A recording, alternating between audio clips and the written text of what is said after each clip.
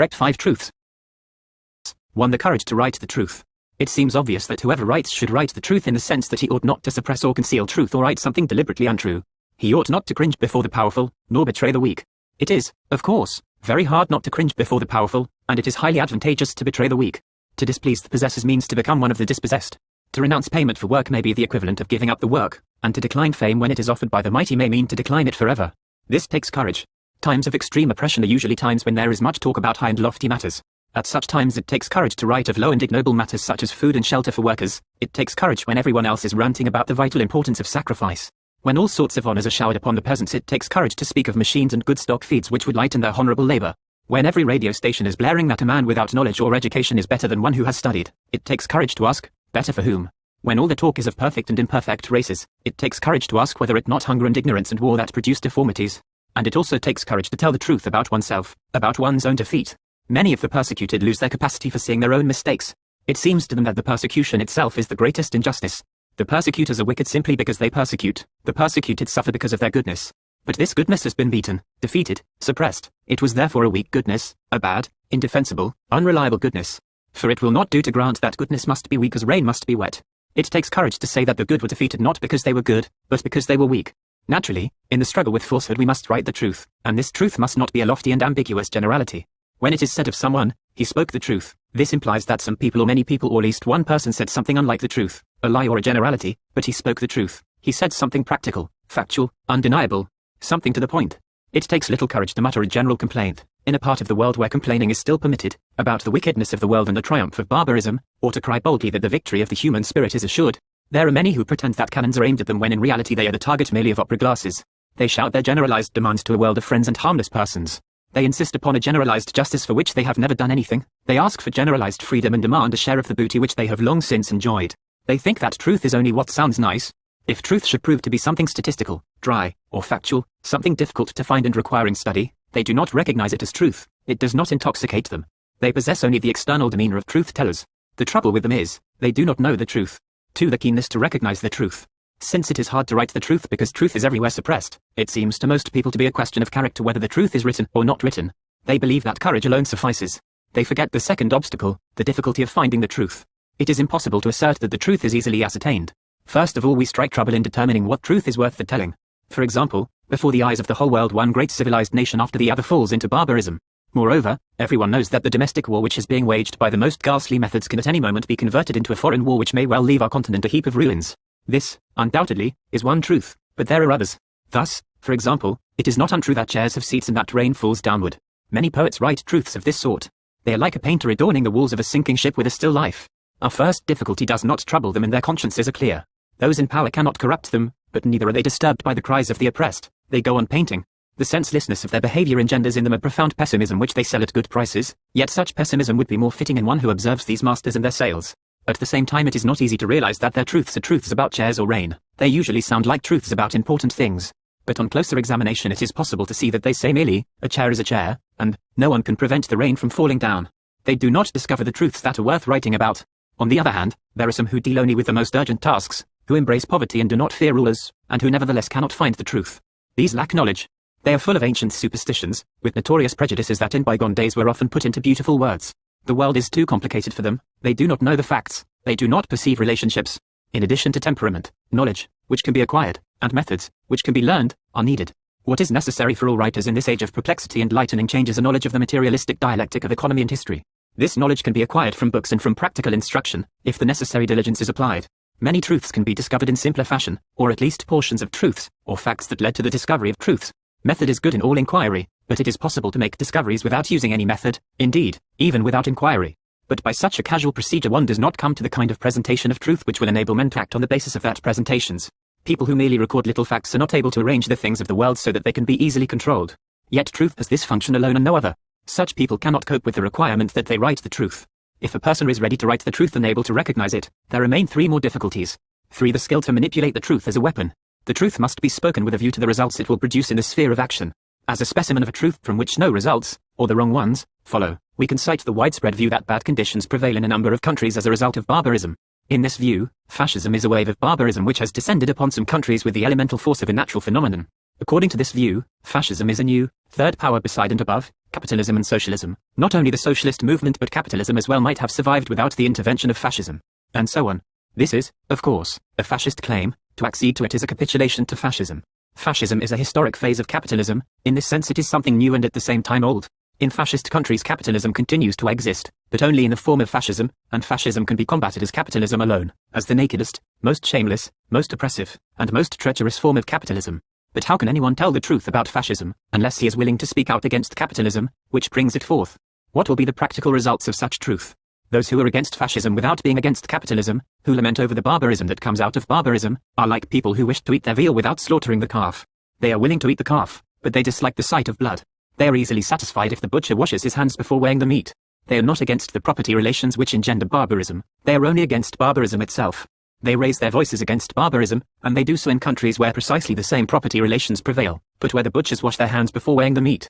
Outcries against barbarous measures may be effective as long as the listeners believe that such measures are out of the question in their own countries.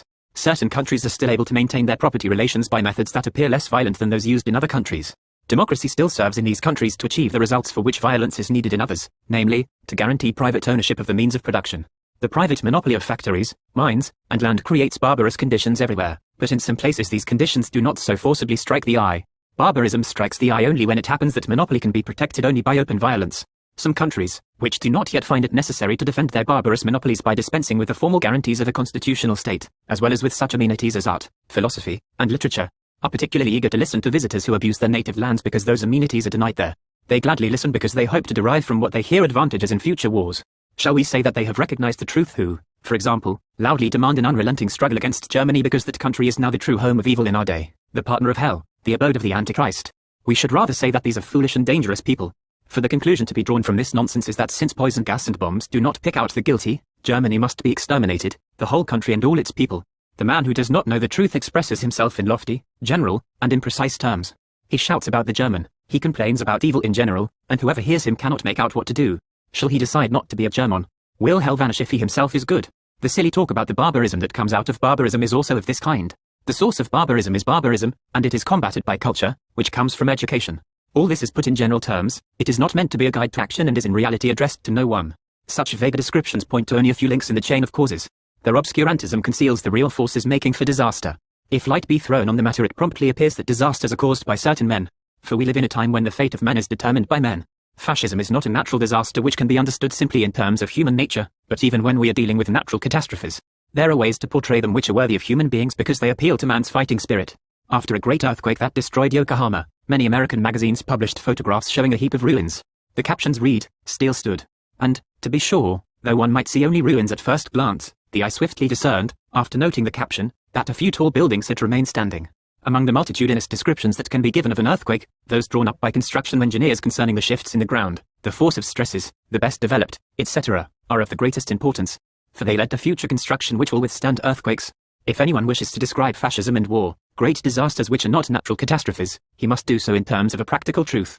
He must show you that these disasters are launched by the possessing classes to control the vast numbers of workers who do not own the means of production. If one wishes successfully to write the truth about evil conditions, one must write it so that its avertible causes can be identified.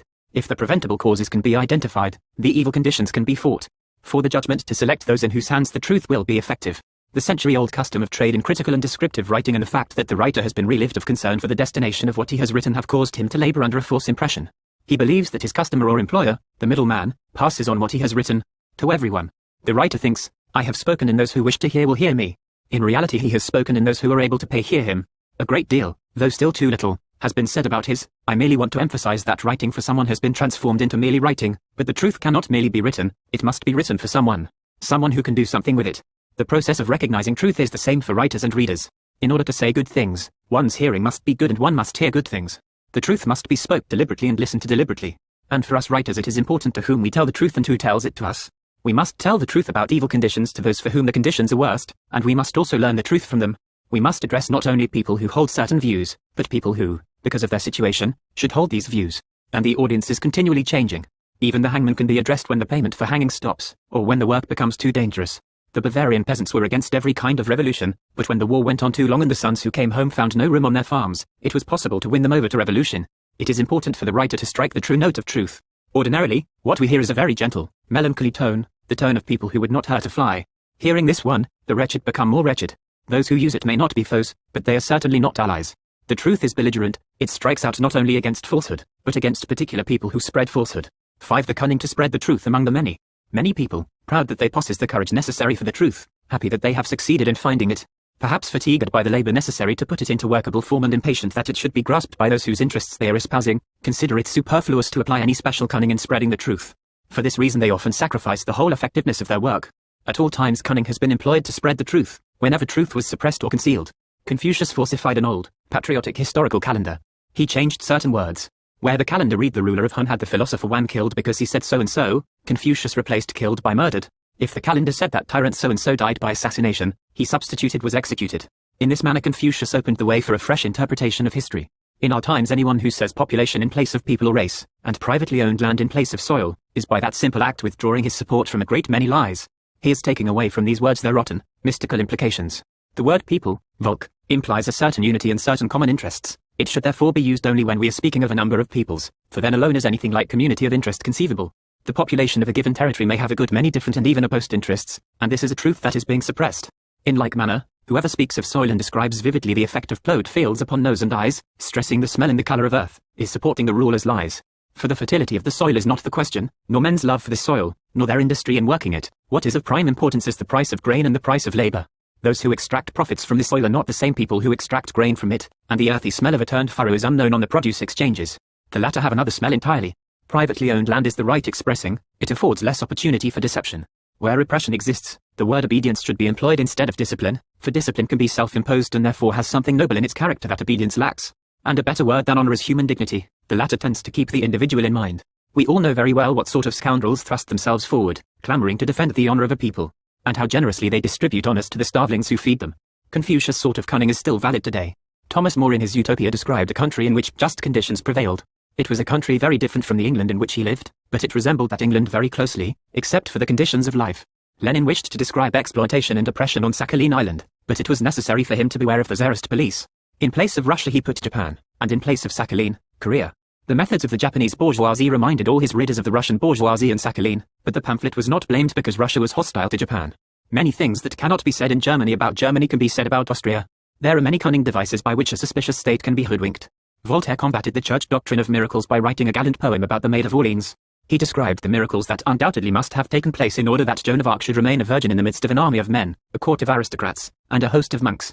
By the elegance of his style, and by describing erotic adventures such as characterized the luxurious life of the ruling class, he threw discredit upon religion which provided them with the means to pursue a loose life. He even made it possible for his works, in illegal ways, to reach those for whom they were intended. Those among his readers who held power promoted or tolerated the spread of his writings. By so doing, they were withdrawing support from the police who defended their own pleasures. Another example, the great Lucretius expressly says that one of the chief encouragements to the spread of Epicurean atheism was the beauty of his verses. It is indeed the case that the high literary level of a given statement can afford it protection. Often, however, it also arouses suspicion. In such case it may be necessary to lower it deliberately. This happens, for example, when descriptions of evil conditions are inconspicuously smuggled into the despised form of a detective story. Such descriptions would justify a detective story. The great Shakespeare deliberately lowered the level of his work for reasons of far less importance. In the scene in which Coriolanus' mother confronts her son, who is departing for his native city, Shakespeare deliberately makes her speech to the son very weak. It was inopportune for Shakespeare to have Coriolanus restrained by good reasons from carrying out his plan. It was necessary to have him yield to old habit with a certain sluggishness. Shakespeare also provides a model of cunning utilized in the spread of truth. This is Antony's speech over Caesar's body. Antony continually emphasizes that Brutus is an honorable man, but he also describes the deed, and this description of the deed is more impressive than the description of the doer. The orator thus permits himself to be overwhelmed by the facts, he lets them speak for themselves. An Egyptian poet who lived 4,000 years ago employed a similar method. That was a time of great class struggles. The class that had hitherto ruled was defending itself with difficulty against its great opponent, that part of the population which had hitherto served it. In the poem the wise man appears at the ruler's court and calls for struggle against the internal enemy. He presents a long and impressive description of the disorders that have arisen from the uprising of the lower classes. This description reads as follows. So it is, the nobles lament and the servants rejoice. Every city says, let us drive the strong from out of our midst. The offices are broken open and the documents removed. The slaves are becoming masters. So it is, the son of a well-born man can no longer be recognized. The mistress's child becomes her slave girl's son. So it is, the burghers have been bound to the millstones. Those who never saw the day have gone out into the light. So it is, the ebony poor boxes are being broken up, the noble cespinwood is cut up into beds. Behold, the capital city has collapsed in an hour. Behold, the poor of the land have become rich. Behold, he who had not bread now possesses a barn, his granary is filled with the possessions of another. Behold, it is good for a man when he may eat his food. Behold, he who had no corn now possesses barns, those who accepted the largesse of corn now distribute it. Behold, he who had not a yoke of oxen now possesses herds, he who could not obtain beasts of burden now possesses herds of neat cattle. Behold, he who could build no hut for himself now possesses 4 strong walls. Behold, the minister seeks shelter in the granary, and he who was scarcely permitted to sleep atop the walk now possesses a bed. Behold, he who could not build himself a rowboat now possesses ships. When their owner looks upon the ships, he finds they are no longer his. Behold, those who had clothes are now dressed in rags, and he who have nothing for himself now possesses the finest linen. The rich man goes thirsty to bed, and he who once begged him for lees now has strong beer. Behold, he who understood nothing of music now owns a harp, he to whom no one sang now praises the music. Behold, he who slept alone for lack of a wife, now has women, those who looked at their faces in the water now possess mirrors. Behold, the highest in the land run about without finding employment. Nothing is reported to the great any longer. He who once was a messenger now sends forth others to carry his messages. Behold 5 men whom their master sent out. They say, Go forth yourself, we have arrived. It is significant that this is the description of a kind of disorder that must seem very desirable to the oppressed. And yet the poet's intention is not transparent. He expressly condemns these conditions, though he condemns them powerly. Jonathan Swift, in his famous pamphlet, suggested that the land could be restored to prosperity by slaughtering the children of the poor and selling them for meat. He presented exact calculations showing what economies could be effected if the governing classes stopped at nothing. Swift feigned innocence. He defended a way of thinking which he hated intensely with a great deal of ardor and thoroughness, taking as his theme a question that plainly exposed to everyone the cruelty of that way of thinking.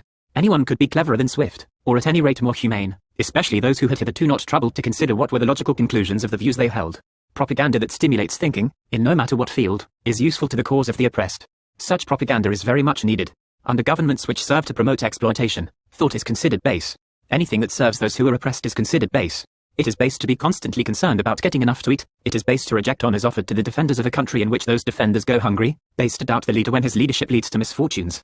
Base to be reluctant to do work that does not feed the worker. Base to revolt against the compulsion to commit senseless acts. Base to be indifferent to a family which can no longer be helped by any amount of concern. The starving are reviled as voracious wolves who have nothing to defend. Those who doubt their oppressors are accused of doubting their own strength. Those who demand pay for their labor are denounced as idlers. Under such governments, thinking in general is considered base and falls into disrepute. Thinking is no longer taught anywhere, and wherever it does emerge, it is persecuted. Nevertheless, certain fields always exist in which it is possible to call attention to triumphs of thought without fear of punishment. These are the fields in which the dictatorships have need of thinking. For example, it is possible to refer to the triumphs of thought in fields of military science and technology. Even such matters as stretching wool supplies by proper organization, or inventing as arts materials, require thinking. Adulteration of foods, training the youth for war, all such things require thinking, and in reference to such matters the process of thought can be described. Praise of war, the automatic goal of such thinking, can be cunningly avoided, and in this way the thought that arises from the question of how a war can best be waged can be made to lead to another question, whether the war has any sense. Thought can then be applied to the further question, how can a senseless war be averted? Naturally, this question can scarcely be asked openly. Such being the case, cannot the thinking we have stimulated be made use of? That is, can it be framed so that it leads to action? It can. In order that the oppression of one, the larger, part of the population by another the smaller, part should continue in such a time as ours, a certain attitude of the population is necessary, and this attitude must pervade all fields. A discovery in the field of zoology, like that of the Englishman Darwin, might suddenly endanger exploitation. And yet, for a time the church alone was alarmed, the people noticed nothing amiss. The researches of physicists in recent years have led to consequences in the field of logic which might well endanger a number of the dogmas that keep oppression going. Hegel, the philosopher of the Prussian state, who dealt with complex investigations in the field of logic, suggested to Marx and Lenin, the classic exponents of the proletarian revolution, methods of inestimable value. The development of the sciences is interrelated, but uneven, and the state is never able to keep its eye on everything. The advance guard of truth can select battle positions which are relatively unwatched. What counts is that the right sort of thinking be taught, a kind of thinking that investigates the transitory and changeable aspect of all things and processes. Rulers have an intense dislike for significant changes. They would like to see everything remain the same, for 1,000 years, if possible. They would love it if sun and moon stood still. Then no one would grow hungry anymore, no one would want his supper. When the rulers have fired a shot, they do not want the enemy to be able to shoot. This must be the last shot. A way of thinking that stresses change is a good way to encourage the oppressed. Another idea with which the victors can be confronted is that in everything and in every condition, a contradiction appears and grows. Such a view, that of dialectics, of the doctrine that all things flow and change, can be inculcated in realms that for a time escape the notice of the rulers. It can be employed in biology or chemistry, for example. But it can also be indicated by describing the fate of a family, and here too it need not arouse too much attention. The dependence of everything upon many factors which are constantly changing is an idea dangerous to dictators, and this idea can appear in many guises without giving the police anything to put their finger on. A complete description of all the processes and circumstances encountered by a man who opens a tobacco shop can strike a blow against dictatorship. Anyone who reflects upon this will soon see why. Governments which led the masses into misery must guard against the masses thinking about government while they are miserable. Such governments talk a great deal about fate. It is fate, not they, which is to blame for all distress. Anyone who investigates the cause of the distress is arrested before he hits on the fact that the government is to blame. But it is possible to offer a general opposition to all this nonsense about fate. It can be shown that man's fate is made by men. This is another thing that can be done in various ways. For example, one might tell the story of a peasant farm, a farm in Iceland, let us say. The whole village is talking about the curse that hovers over this farm. One peasant woman threw herself down a well, the peasant owner hanged himself. One day a marriage takes place between the peasant's son and a girl whose dowry is several acres of good land. The curse seems to lift from the farm. The village is divided in its judgment of the cause of this fortunate turn of events. Some ascribe it to the sunny disposition of the peasant's young son, others to the new fields which the young wife added to the farm, and which have now made it large enough to provide a livelihood. But even in a poem which simply describes the landscape, something can be achieved, if the things created by men are incorporated into the landscape. Cunning is necessary to spread the truth. Summary.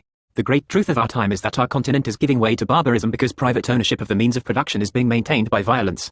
Merely to recognize this truth is not sufficient, but should it not be recognized, no other truth of importance can be discovered. Of what use is it to write something courageous which shows that the condition into which we are falling is barbarous, which is true, if it is not clear why we are falling into this condition? We must say that torture is used in order to preserve property relations. To be sure, when we say this we lose a great many friends who are against torture only because they think property relations can be upheld without torture, which is untrue. We must tell the truth about the barbarous conditions in our country in order that the thing should be done which will put an end to them, the thing, namely, which will change property relations. Furthermore, we must tell this truth to those who suffer most from existing property relations and who have the greatest interest in their being changed, the workers and those whom we can induce to be their allies because they too have really no control of the means of production even if they do share in the profits. And we must proceed cunningly. All these 5 difficulties must be overcome at one and the same time, for we cannot discover the truth about barbarous conditions without thinking of those who suffer from them, cannot proceed unless we shake off every trace of cowardice. And when we seek to discern the true state of affairs in regard to those who are ready to use the knowledge we give them, we must also consider the necessity of offering them the truth in such a manner that it will be a weapon in their hands. And at the same time we must do it so cunningly that the enemy will not discover and hinder our offer of the truth. That is what is required of a writer.